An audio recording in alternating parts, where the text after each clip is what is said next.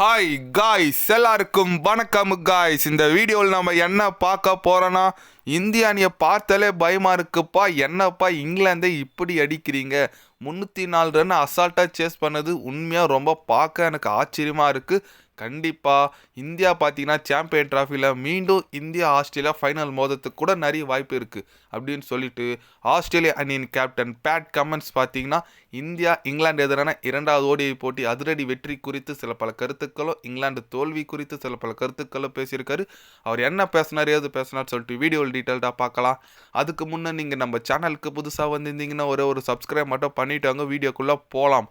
ஆமாங்க, India versus England பார்த்தீங்கன்னா நேற்று தாங்க செகண்ட் ஓடிஐ நடந்து முடிஞ்சிச்சிங்க. அதில் இந்திய அணி சூப்பராக வின் பண்ணிவிட்டு சீரீஸு 2-0 சொல்லிட்டு வின் பண்ணிட்டாங்க.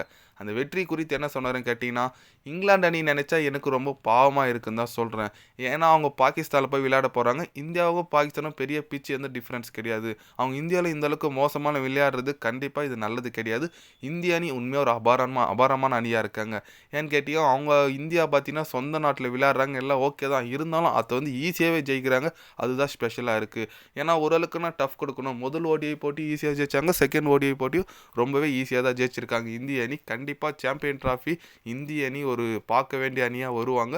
மீண்டும் இந்தியா ஆஸ்திரேலியா ஃபைனல் மோதத்துக்கான வாய்ப்புகளும் இருக்குது. 2023 வேர்ல்டு கப் ஃபைனல் போலவே இந்த வாட்டி சாம்பியன் ட்ராஃபி ஃபைனலும் இந்தியா ஆஸ்திரேலியா மோதத்துக்கு வாய்ப்புகள் நிறைய இருக்குது அப்படின்னு சொல்லிட்டு பேட் கமெண்ட்ஸ் பார்த்தீங்கன்னா பேசியிருக்காரு. எஸ், அவர் சொல்கிறது பார்த்தீங்கன்னா ஒரு குரூப், ஆமாங்க நம்ம குரூப் இல்லை ஆஸ்திரேலியா, நம்ம ஏ குரூப்பில் பார்த்தீங்கன்னா இந்தியா, பாகிஸ்தான், பங்களாதேஷ், நியூசிலாந்து இருக்காங்க. பி குரூப்பில் பார்த்தீங்கன்னா ஆஸ்திரேலியா, இங்கிலாந்து, அப்புறம் நம்ம ஆப்கானிஸ்தான், அதுமாரி சவுத் ஆஃப்ரிக்கான்னு சொல்லிட்டு தனியாக அது ஒரு குரூப் இருக்குது. சப்போஸ் நம்ம குரூப் ஸ்டேஜ் தாண்டி செமிஃபைனல் போனாலும் ஒன்று செமிலியோ இல்லை ஃபைனல்லையோ ஆஸ்திரேலியா வரதுக்கான வாய்ப்புகள் நிறைய இருக்குது. கண்டிப்பாக அதை மெயின் பண்ணி தான் சொல்லியிருக்கார் பேட் கமெண்ட்ஸ். ஆனால் நம்ம அதெல்லாம் பார்க்க தேவையில்லைங்க. முதல்ல நம்ம குரூப் ஸ்டேஜ் தாண்டணும். ஏன்னா ஃபஸ்ட்டு பார்த்தீங்கன்னா பங்களாதேஷ் கூட விளையாடுறோம், அடுத்து பார்த்தீங்கன்னா நம்ம பாகிஸ்தான், பங்காளியான பாகிஸ்தான் கூட விளையாடுறோம், அடுத்து நியூசிலாந்து கூட.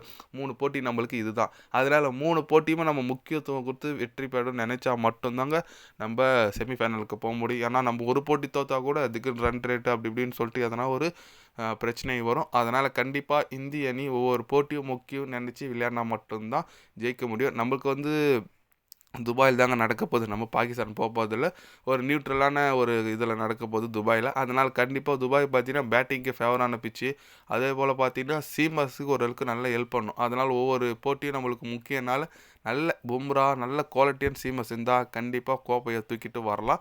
அதுதான் இருக்க ஒரு உண்மை. பொறுத்திருந்து பார்க்கலாம். நீங்கள் சொல்லுங்கள், நம்ம இந்திய அணி இந்த வாட்டி சாம்பியன் ட்ராஃபி வின் பண்ணுமா? மீண்டும் இந்தியா மற்றும் ஆஸ்திரேலியா சாம்பியன் ட்ராஃபியில் ஃபைனல் போகுமா? உங்களோட கருத்து என்னன்னு சொல்லிட்டு மறக்காமல் கமெண்டில் சொல்லுங்கள்.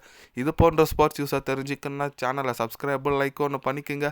கண்டிப்பாக கிரிக்கெட் பற்றி day by day channel update வரும். மறக்காமல் சப்ஸ்கிரைப் மட்டும் கொஞ்சம் பண்ணி வச்சுக்கோங்க. நன்றி, வணக்கம்.